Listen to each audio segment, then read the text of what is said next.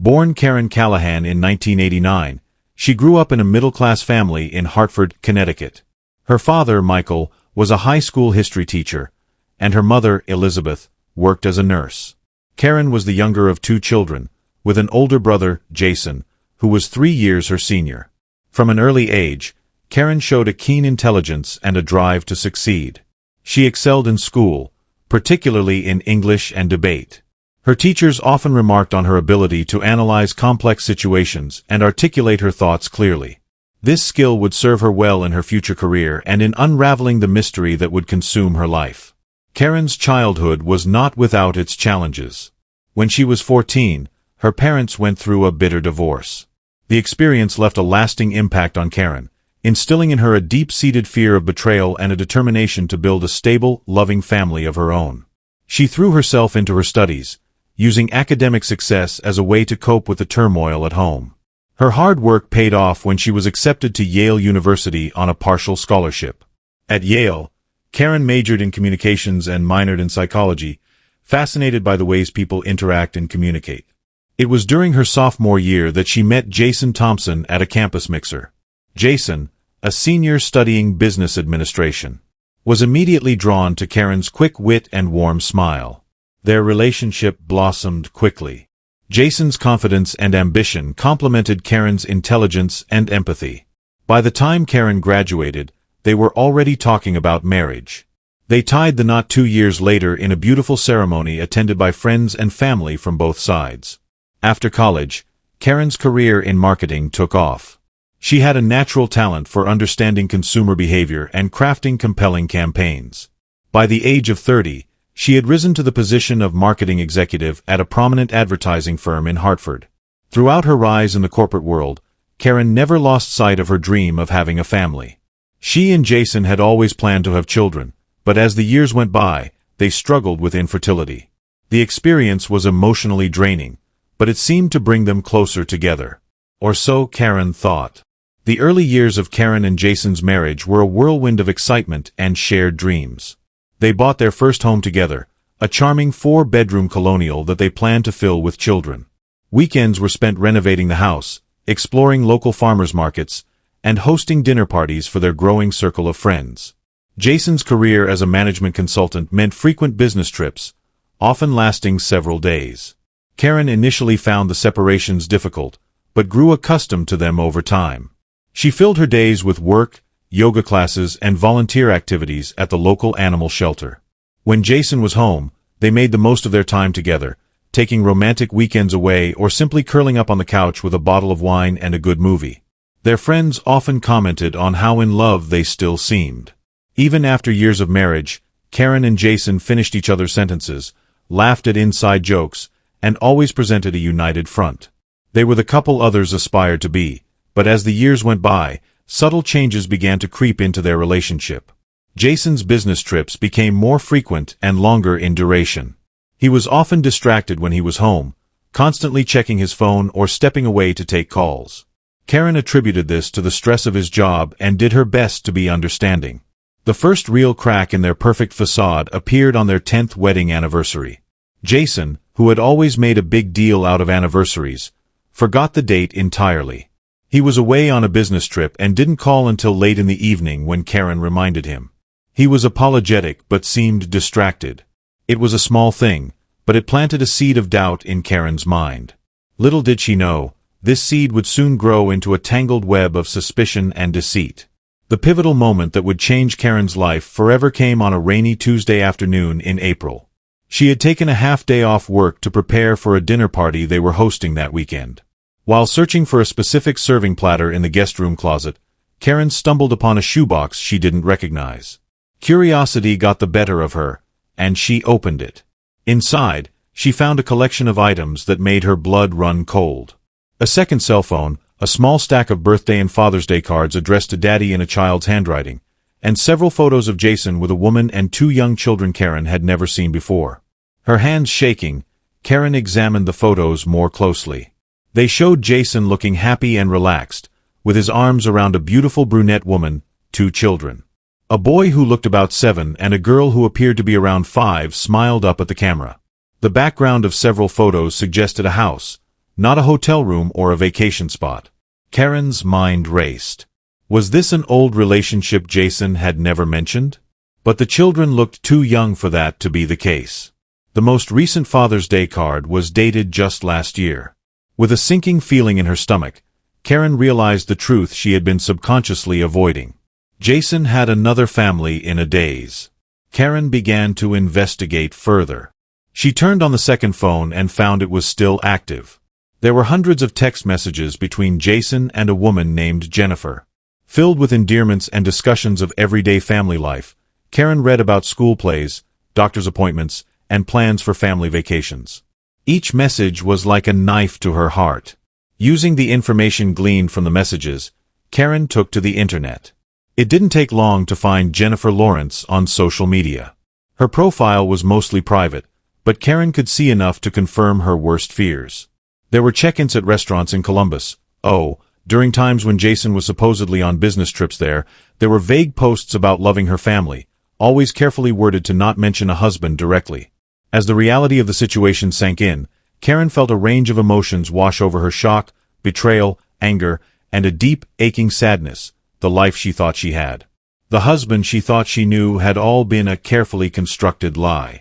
She spent hours poring over Jason's credit card statements, finding regular charges in Columbus that he had always explained away as business expenses.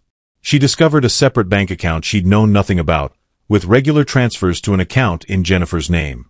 As night fell, Karen sat in the dark living room, surrounded by the evidence of her husband's deceit. The home that had once been her sanctuary now felt tainted. Every happy memory called into question. She knew she had a decision to make. Should she confront Jason immediately? Consult a lawyer? Try to reach out to Jennifer? Little did Karen know her discovery was just the beginning. The choices she would make in the coming days would set in motion a series of events that would have fatal consequences for more than one person in this tangled web of secrets and lies. As Karen delved deeper into her investigation, a clearer picture of Jason's secret life emerged. Jennifer Lawrence, age 34, was a pediatric nurse at Nationwide Children's Hospital in Columbus, Ohio. She had met Jason 8 years ago when he was in Columbus for an extended consulting project. Their whirlwind romance had resulted in Jennifer becoming pregnant within months of their meeting. Jason, already married to Karen for 4 years at that point, had made the fateful decision to lead a double life rather than come clean to either woman. He had told Jennifer that his job required him to split his time between Columbus and Hartford, explaining his long absences to maintain the charade. He had even purchased a modest home in a Columbus suburb under an LLC, creating a part-time residence for his second family. The children, Jacob and Emily, believed their father's story about his demanding job. Jason had constructed an elaborate set of lies, telling them he was a pilot to explain his frequent absences to Jennifer and the kids. He was a devoted family man who did his best to be present. Despite his challenging career, Karen found herself obsessively comparing her life with Jennifer's. While she and Jason lived in a large, beautifully appointed home, Jennifer and the children had a smaller, cozier house where Karen and Jason attended glamorous corporate events. Jennifer's social media showed a life filled with children's birthday parties, little league games, and family barbecues. The stark differences between the two lives Jason led were astounding with Karen. He was the ambitious, polished executive.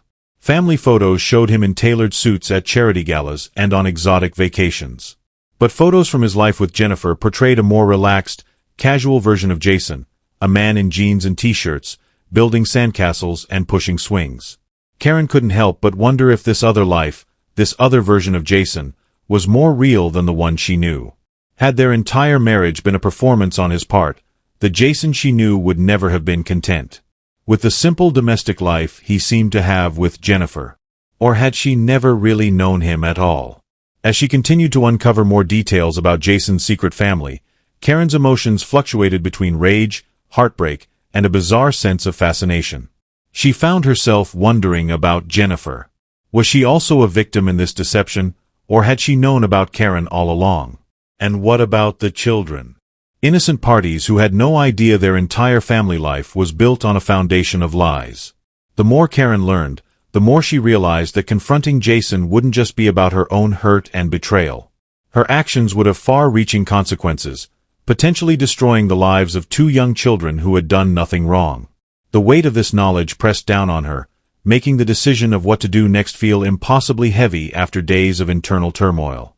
Karen finally decided she couldn't continue living a lie. She needed answers, and she needed them from Jason. She chose a Friday evening when he was due to return from a business trip to confront him. Karen spent the day in a state of high anxiety, rehearsing what she would say, imagining his responses, and trying to prepare herself for every possibility. When Jason walked through the door at 7 p.m., his welcoming smile faltered as he saw Karen sitting rigidly on the living room couch. The shoebox and piles of evidence laid out on the coffee table before her. The color drained from his face as he realized his carefully constructed world was about to come crashing down. "Karen, we need to talk," she said, her voice trembling slightly despite her efforts to remain calm. "I know about Jennifer and the kids. I know everything." For a moment, Jason stood frozen in the doorway, his face a mask of shock and fear. Then, as if a switch had been flipped, he moved into damage control mode.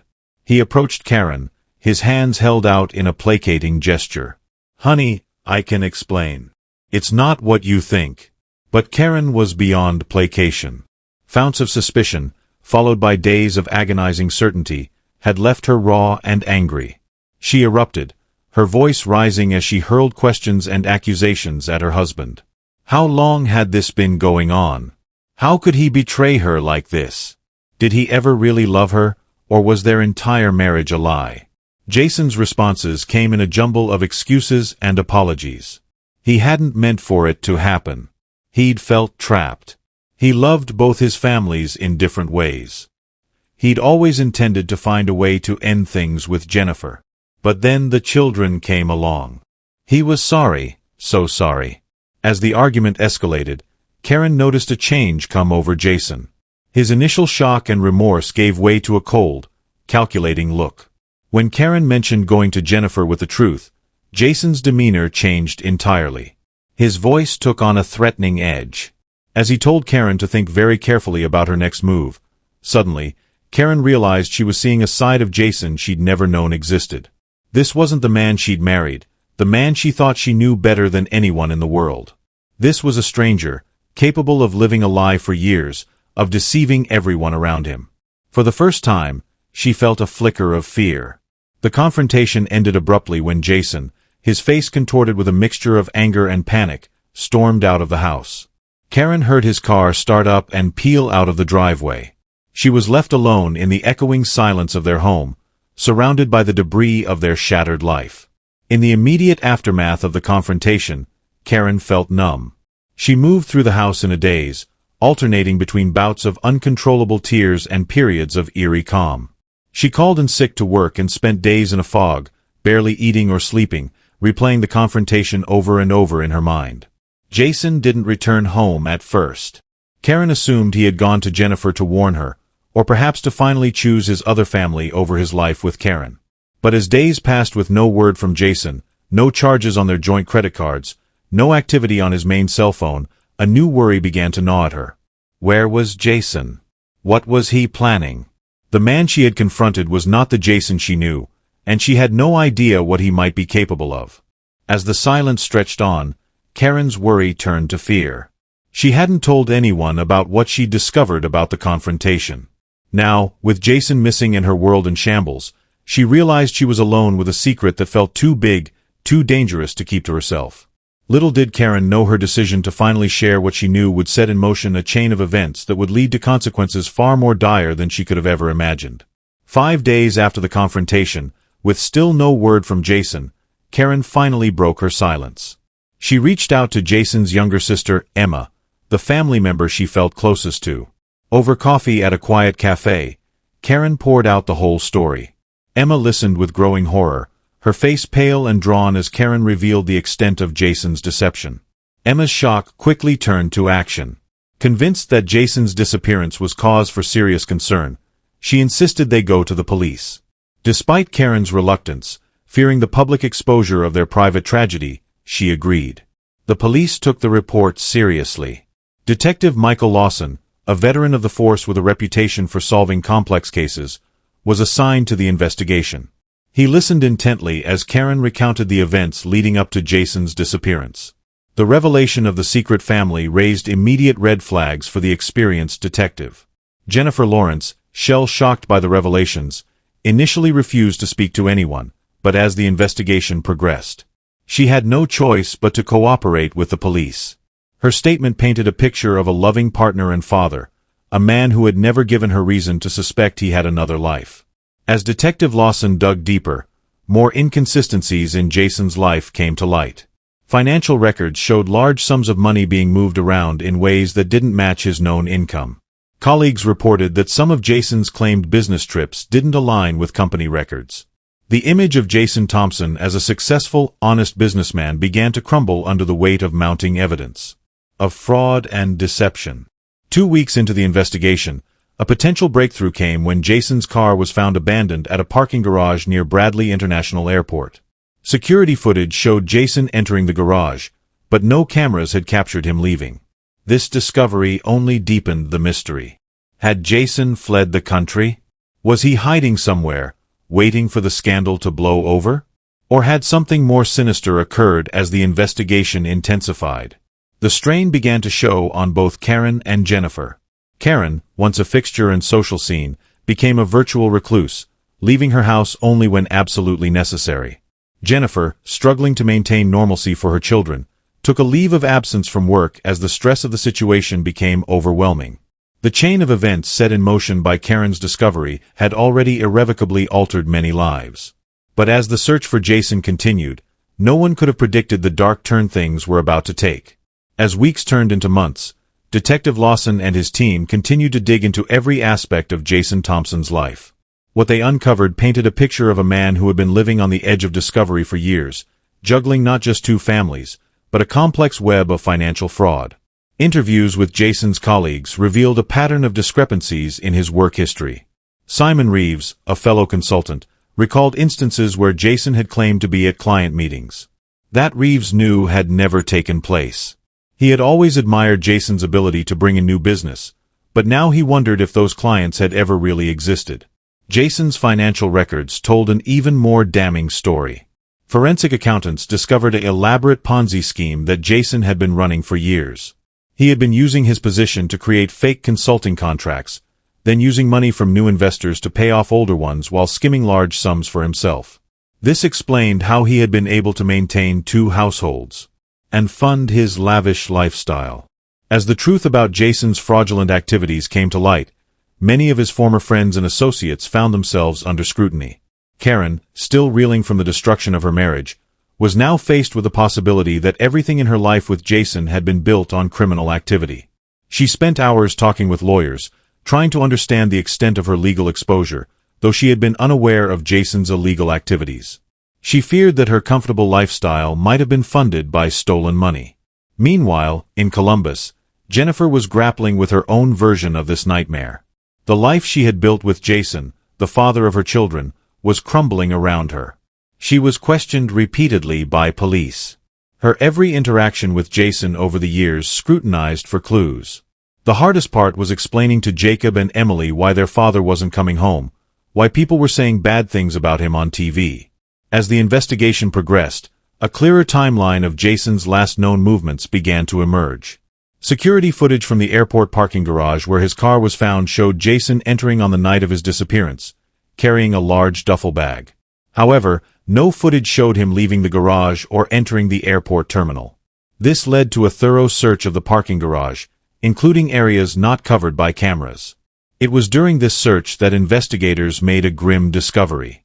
Hidden in a seldom-used stairwell, they found Jason's duffel bag. Inside were his wallet, phone, and a handwritten note. The contents of the note sent shock waves through everyone involved in the case. In it, Jason confessed to his fraudulent activities and expressed remorse for the pain he had caused both his families. He wrote a feeling trapped of the constant fear of discovery that had dominated his life for years. The note ended with a chilling statement. "By the time you read this, I'll be gone. It's better this way. I'm sorry for everything." The discovery of the note changed the direction of the investigation. Was this a suicide note? Had Jason taken his own life? If so, where was his body? A final deception in a life full of lies meant to throw investigators off his trail while he escaped to start yet another new life somewhere else. As the search for Jason Thompson entered a new phase, the ripple effects of his actions continued to spread. Lives had been upended, fortunes lost and reputations ruined. But the full extent of the damage was yet to be revealed, and the body count was about to rise. 3 months after Jason's disappearance, the investigation took a dark and unexpected turn. Simon Reeves, Jason's colleague who had spoken to the police about discrepancies in Jason's work claims, was found dead in his home. At first glance, it appeared to be a tragic accident. Reeves had apparently fallen down the stairs after a night of heavy drinking. However, certain details didn't add up. Detective Lawson, now leading a task force dedicated to the Thompson case and its offshoots, approached the scene with suspicion. The position of Reeves's body seemed off for an accidental fall. Moreover, Reeves was known to be a social drinker, but not prone to excess. A thorough forensic examination revealed traces of a powerful sedative in Reeves's system, one not prescribed to him as the investigation into Reeves's death progressed. A chilling theory began to take shape. Had someone silenced Reeves to prevent him from revealing more about Jason's fraudulent activities? The timing was certainly suspicious. Reeves had been scheduled to give a more detailed statement to the police the very next day. The news of Reeves's death sent shock waves. Those who had known Jason, who had been interviewed by police or were scheduled to be, began to look over their shoulders. The story that had started as a salacious tale of a double life had now turned deadly. Karen, already struggling with anxiety and depression in the wake of Jason's disappearance, became nearly paralyzed with fear. She had never known Reeves well, but the idea that someone connected to Jason's case had died violently terrified her. She installed a security system in her home and rarely ventured out. In Columbus, Jennifer faced her own set of fears. She had her children to think of, and the idea that they might be in danger because of their connection to Jason was almost unbearable. She considered moving, starting fresh somewhere new, but the ongoing investigation made that impossible. As the police dug deeper into Reeves's death, they discovered that he had been compiling his own file on Jason's activities. His home office had been thoroughly searched before the police arrived, but the searchers had overlooked a hidden safe. Inside, detectives found documents suggesting that Jason's fraud went even deeper than they had initially suspected, potentially involving offshore accounts and connections to organized crime. The death of Simon Reeves marked a turning point in the case. What had begun as a story of infidelity and financial fraud had now become a potential murder investigation. And as tensions rose and fear spread, it would not be the last life claimed by the fallout from Jason Thompson's web of lies in the weeks following Simon Reeves's death. A palpable sense of fear gripped everyone connected to the Jason Thompson case. The police increased patrols where Jennifer and the children lived, but it did little to calm nerves. Threats began to surface. Karen received anonymous phone calls in the middle of the night, heavy breathing on the other end of the line. Jennifer found her car vandalized. The word liar scratched into the paint. Jason's former boss at the consulting firm received a package containing a dead rat. The investigation into Reeves's death led to more questions than answers.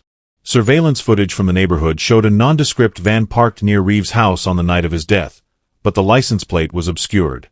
Interviews with Reeves' neighbors turned up reports of a stranger asking questions about Reeves in the days leading up to his death, but descriptions of the man were vague and contradictory. As the pressure mounted, cracks began to show in the facade of those closest to the case. Emma, Jason's sister, had a public meltdown in a local supermarket, screaming at a cashier who she thought was staring at her. Jennifer's oldest child, Jacob, was suspended from school for getting into a fight with a classmate who had taunted him about his missing father. Detective Lawson and his team worked around the clock, chasing down every lead, no matter how small. They were convinced that the key to unraveling the entire mystery lay in the missing pieces of Jason's financial records. But every time they thought they were close to a breakthrough, they hit another dead end. The case had become a powder keg, tensions rising with each passing day.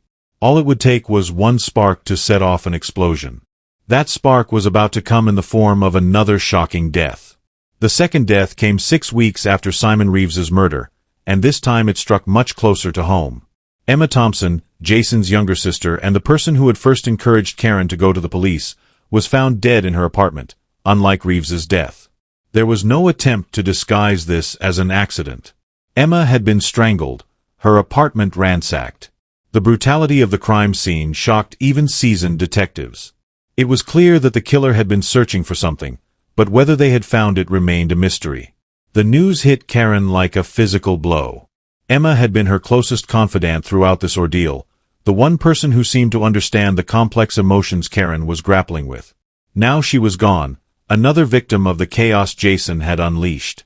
Jennifer, upon hearing the news, made the difficult decision to move her children to her parents' home in rural Ohio. The danger felt too close, too real, and her maternal instincts screamed at her to protect her children at all costs. As the investigation into Emma's murder progressed, a disturbing theory began to take shape. Emma had been compiling her own dossier on Jason's activities, driven by a mix of disbelief, anger, and a desire to understand how her brother could have lived such an elaborate lie. Had she uncovered something that made her a target? The police found Emma's laptop missing from her apartment. Her cloud storage had been wiped clean just hours before her estimated time of death. Whatever Emma had discovered, someone had gone to great lengths to ensure it didn't get out. The double blow of Reeves and Emma's deaths sent shockwaves through law enforcement. The FBI was officially brought in, the case now clearly extending beyond the jurisdiction of local police. Agent Carla Mendez, a veteran of high-profile white-collar crime investigations, was assigned to work with Detective Lawson. As Mendez dug into the case, she began to see patterns that suggested this was bigger than just Jason Thompson. The financial fraud, the murders, the professional hits disguised as accidents. It all pointed to organized crime involvement. Had Jason gotten in over his head with dangerous people, or was he more deeply involved in criminal activities than anyone had suspected, with 2 murders now linked to the case? The pressure to find Jason, dead or alive, intensified. But the man who had managed to lead a double life for years was proving just as elusive in his disappearance. As the investigation entered a new phase, those left in Jason's wake could only wait in fear, wondering who might be the next target. The breakthrough in the case came from an unexpected source. A hiker in a state park some 50 miles from Millbrook stumbled upon an abandoned cabin inside. He found evidence of recent occupation and a wall covered in newspaper clippings. The hiker, spooked by the scene, called the police. When Detective Lawson and Agent Mendez arrived at the cabin, they knew immediately they had found something significant. Hidden under a loose floorboard, they discovered a laptop that they would later confirm belonged to Emma Thompson. It was the first real lead they'd had in weeks. As forensic experts began to comb through the cabin and its surroundings, Karen received a phone call that chilled her to the bone. It was Jason. His voice was ragged, barely recognizable. He told her he needed to see her to explain everything.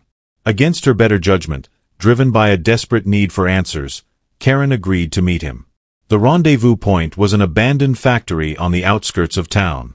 Karen, her heart pounding, entered the dilapidated building. She had tipped off Detective Lawson about the meeting, and she knew the police were surrounding the area, but she still felt terrifyingly vulnerable. Jason emerged from the shadows, a ghost of the man she had married. He was gaunt, his eyes sunken, his once immaculate appearance now ragged and unkempt. For a moment, neither spoke, the weight of all that had happened hanging heavily between them. Finally, Jason began to talk. The words poured out of him in a torrent. He spoke of getting involved with a criminal organization years ago, using his consulting job as a cover for money laundering. At first, it had just been about the thrill, the extra money. But soon he was in too deep to get out. His voice broke as he talked about Jennifer and the kids, about how he had genuinely fallen in love with his second family. He had tried to keep them separate from his criminal activities to give them the normal life he felt he could never fully provide for Karen. As Jason talked, Karen felt a mix of emotions washing over her: anger, pity, disgust, and a lingering echo of the love she had once felt for this man, but mostly, she felt a deep, aching sadness for all the lives destroyed by Jason's choices. Suddenly, Jason's demeanor changed.